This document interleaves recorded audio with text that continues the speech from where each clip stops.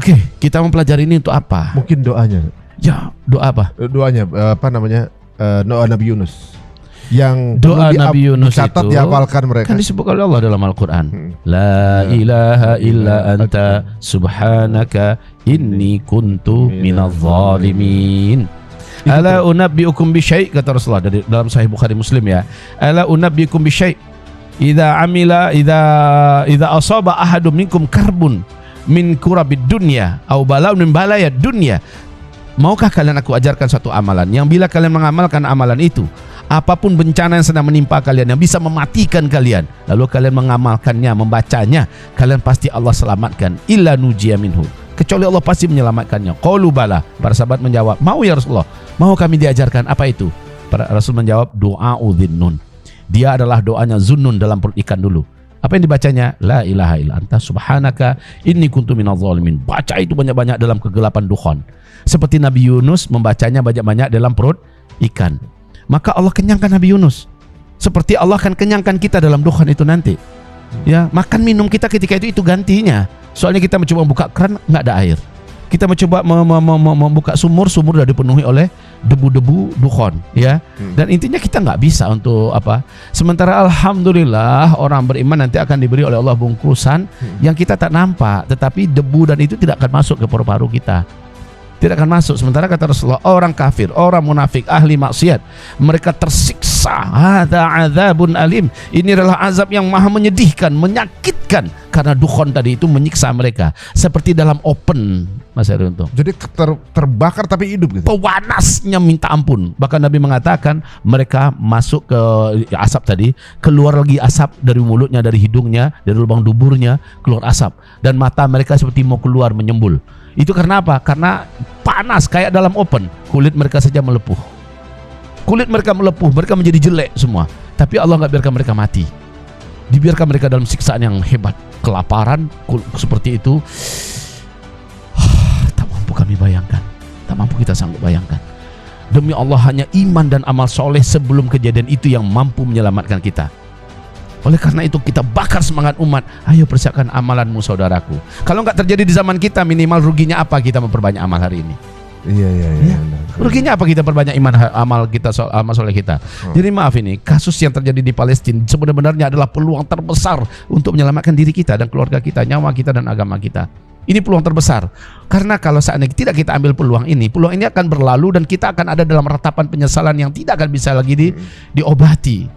Gitu. Waduh, ya. Mengerikan juga ya. Ya, jadi ini dukhon ya. Dukhon ini ya Allah. Untuk kaum apa namanya? Yang terkena itu munafiknya juga, munafik kafir. Justru mereka yang paling tersiksa, orang-orang munafik itu. Itu diungkapkan di hadis atau di dalam ayat, di dalam hadis, di surat Al-An'am ayat ke-156 Allah menyebutkan hanya orang beriman yang punya amal soleh sebelumnya yang akan Allah selamatkan. Orang munafik apaan mau selamat? Imam Mahdi aja muncul dia tolak. Ya, dan dia memang dari awal sudah menjadi pengejek Islam. Ada di barisan orang-orang yang suka nyakitin kaum muslimin. Ketika Palestina terjadi begini, marah mereka termasuk yang mencaci maki kaum muslimin di Palestina. Mereka pro Israel. Ini nih Arab semua nih kayak gitu gaya-gayanya kan. Rakyatnya pengen berinfak, mereka halangi. Siapa yang mau berinfak ditangkap. Nah, berarti orang munafik macam itu yang kami nikmati. Insya Allah orang-orang beriman dari kalangan rakyat Arab, Allah akan jaga dengan iman mereka. Ya Allah, serem juga ya kalau kita bayangin di masa itu ya akan terjadi. Ya. Mudah-mudahan kita dijaga juga begitu. Amin, ya. Nanti ya bentuknya Allah. akan seperti apa mereka itu tuh? Bentuknya apa? Penggambarannya, yang nggak jadi meninggal itu, yang Allah nggak kasih. Mungkin kita mata mau keluar, kulitnya rusak. Coba lihat Mas Hari, kalau kita masukkan ikan ke dalam air yang mendidih, air panas ya, atau kita masukkan ikan ke dalam minyak yang panas, matanya kan keluar itu saking panasnya. Ada film Arnold Schwarzenegger itu tentang masalah ada yang panas. Total Recall. Yang mata di situ mau keluar kayak gitu. Itu memang sesuatu yang Nabi menyebutkan kejadian itu, di mana mereka seperti dalam open. Yang selamat hanya orang beriman, orang-orang soleh. Itu doa simple yang perlu kita hafalin teman-teman semuanya. Minimal abis sholat kita baca itulah sebagai latihan juga. Waduh. Cuma doa ini saja, walaupun orang munafik hafal, saat itu dia baca nggak bermanfaat untuk dia. Walaupun mereka udah hafal, walaupun dia tapi membacanya. dalam hati sebenarnya munafik. Karena dia nggak punya bekal untuk ditolong oleh Allah berkat doa itu. Jadi harus ada bekalnya. Bekalnya adalah iman dan amal soleh sebelum itu. Ya. Seperti iya, Allah iya. mengatakan Nabi Yunus, laula angkana minal musabbihin labitha fi batnihi ila yaumi yub'atsun.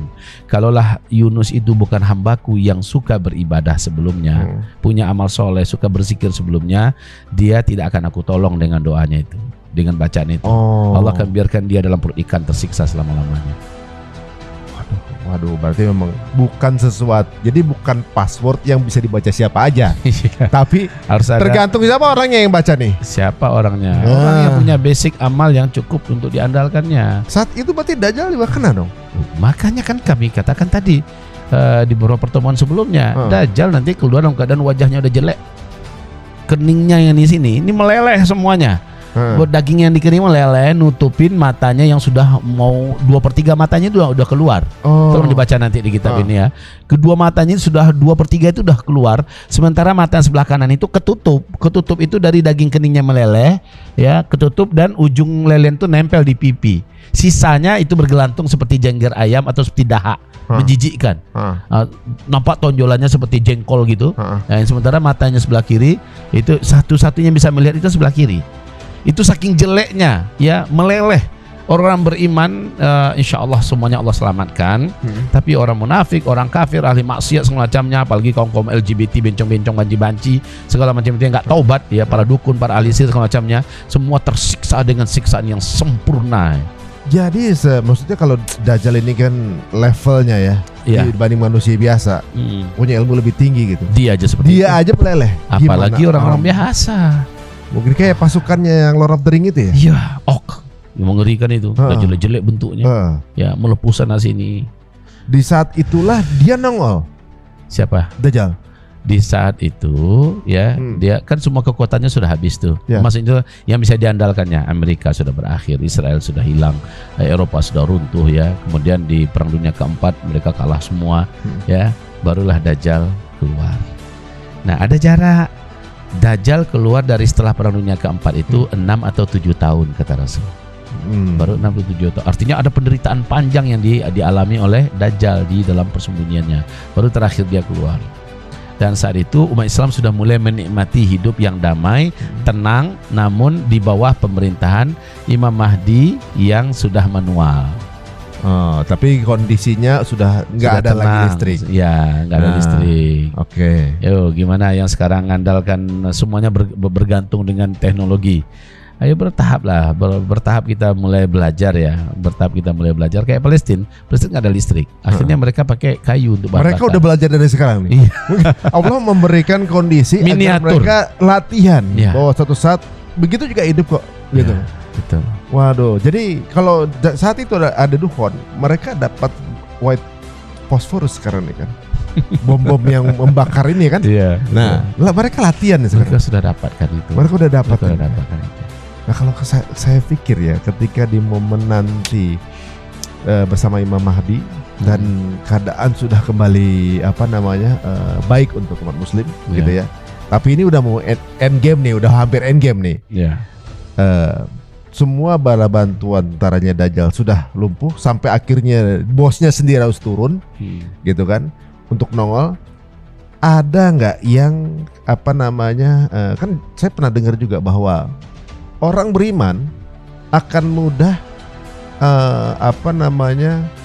tertipu oleh Dajjal. Bahkan anak-anak wanita itu mudah tertipu oleh Dajjal. Itu sebelum atau sesudah dia tampil. Iya, jadi ini pembicaraan kita sudah masuk pembicaraan Dajjal dong, ya. Tadi kan kita masih dukhon ini. Ya.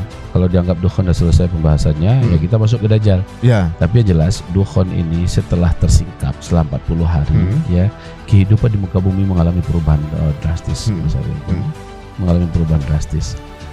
Dan itu semuanya langkah demi langkah yang akan terjadi itu Rasulullah yang memaparkan di kitab kita, agar kami tidak dituduh tukang mengarang, nakut-nakutin, ya, memberikan rasa cemas kepada publik. Tidak. Ini menyambung apa atau menyampaikan apa yang ditinggalkan pesan oleh Sayyidina Muhammad Rasulullah SAW. Karena setiap kali ada kejadian, ada solusi dari Nabi.